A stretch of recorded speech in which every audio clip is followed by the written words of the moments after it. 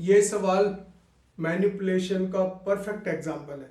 वो देखिए आप किस तरह से हम चीजों को मैनिपुलेट करेंगे और फाइनली जो उसको वैल्यू चाहिए कि मिनिमम वैल्यू निकाल के दें इस वैल्यू की, तो वो निकल जाती है। ठीक है ना।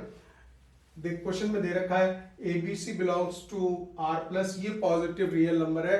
ए प्लस बी प्लस सी की वैल्यू 3 दे रखी है और आपको मिनिमम वैल्यू निकालनी है इसकी a upon 6 minus a plus b upon 6 minus b plus c upon 6 minus c. तो जिस कंडीशन में भी वैल्यू दे रखी है उस पर कुछ भी वर्कआउट नहीं हो सकता। यहां पे हम कुछ इसमें लेट कर लेते हैं चीजों को। 6 माइनस ए को मैं x ले लेता हूं, इसी तरह से 6 माइनस बी को y ले लेता हूं और 6 माइनस सी को मैं z ले लेता हूं। तो यहाँ पे जो वैल्यू है a की वैल्यू हो जाएगी 6 माइनस एक्स और b की वैल्यू हो जाएगी 6 माइनस वाई, b की वैल्यू हो जाएगी 6 माइनस वाई और c की वैल्यू हो जाएगी c is 6 minus Z, 6 minus Z हो जाएगा। ठीक है ना। अब हम इस पे एक काम कर सकते हैं, यहां जब जिसकी मिनिमम वैल्यू निकालनी है उसको अगर लिखेंगे तो a की जगह आप लिखोगे 6 माइनस एक्स और 6 माइनस ए को हमने x लेट किया, तो हमारे पास में अब चीजें क्लियर हो गई। 6 माइनस वाई अपॉन वाई आएगा, इसी तरह से 6 माइनस जेड अपॉन जेड आएगा। फिर तो फटाफट कॉपी पेस्ट मार दो। ठीक है। और ये जो चीज आ गई है इस पे एक और काम किया जा सकता है। 6 बाय एक्स में लिख देता हूं, माइनस का 1 बनेगा, ऐसा ही एक -1 यहां बनेगा, एक माइनस यहां बनेगा, तो 3 माइनस बने तो -3 लास्ट में लिख दूंगा मैं और 6 upon x plus 6 upon y plus 6 upon z -3 हमने क्रिएट कर दिया। अब आप देखिए कि इसमें से 6 को भी कॉमन निकाल लेते हैं। 1 upon x plus 1 upon y plus 1 upon z लिख लेते हैं, -3 लिख लेते हैं। अब कहीं ना कहीं सिचुएशन थोड़ी सी क्लियर समझ में आ रही है, क्योंकि इसने जो वैल्यू दे रखी है थी a plus B plus C की, वो 3 दे रखी थी, तो उस पर भी काम करना बाकी है अभी।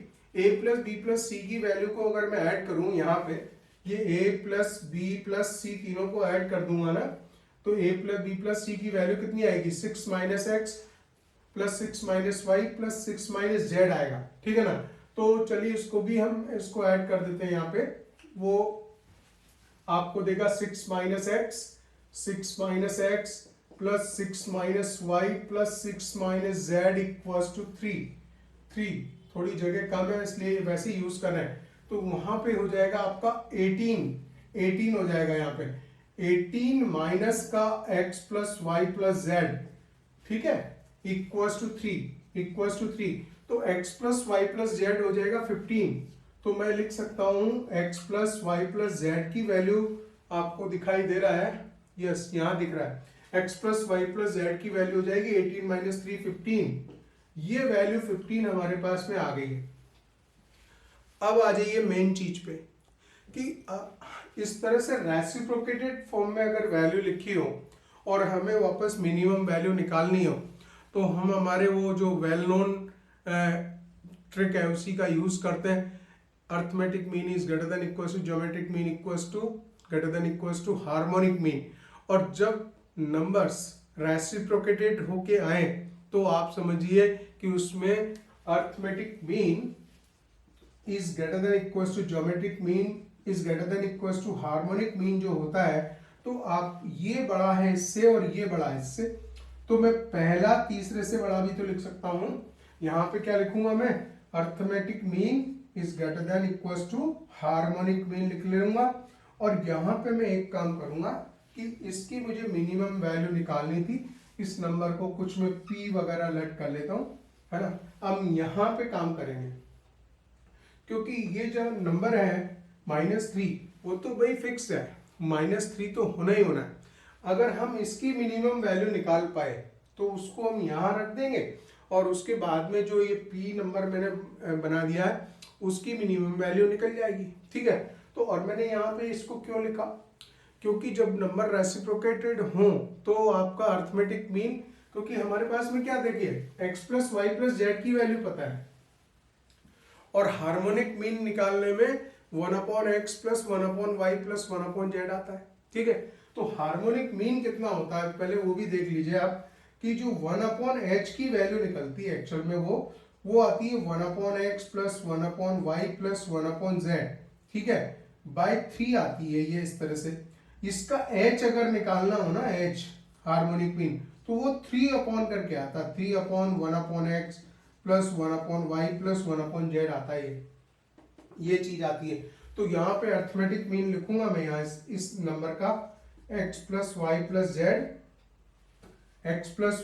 Z by 3 is greater than equals to harmonic mean लिख दे, तो ये लिखेंगे 3/1/x plus 1/y plus 1/z, ये भी हमने लिख दिया, ठीक है ना। अब आप देखो, लेकिन हमें इसका मिनिमम करना है, ये सारे नंबर पॉजिटिव हैं, तो हम ऐसा कर सकते हैं, इस नंबर को ऊपर ले सकते हैं, इसको नीचे ले सकते हैं, ठीक है ना, ऐसा भी कर सकते हैं, कोई दिक्कत नहीं है इसमें। तो यहाँ पे आप आ जाइए, फिर इसके बाद में ऐसा भी लिख लीजिए कि 1/x plus 1/y plus 1/z, ठीक है ना, दिस नंबर, और ये जो है यहाँ मैं 9 प्लेस कर देता हूँ, इस 3 को भी मैं ऊपर ले जाता हूँ, ये 9 हो गए, और यहाँ पे x plus y plus z वाला नंबर ये नीचे आ गया। बोले ये कैसे कर दे रहे हैं, इसमें इनइक्वलिटी में कैसे पॉसिबल हो रहा है।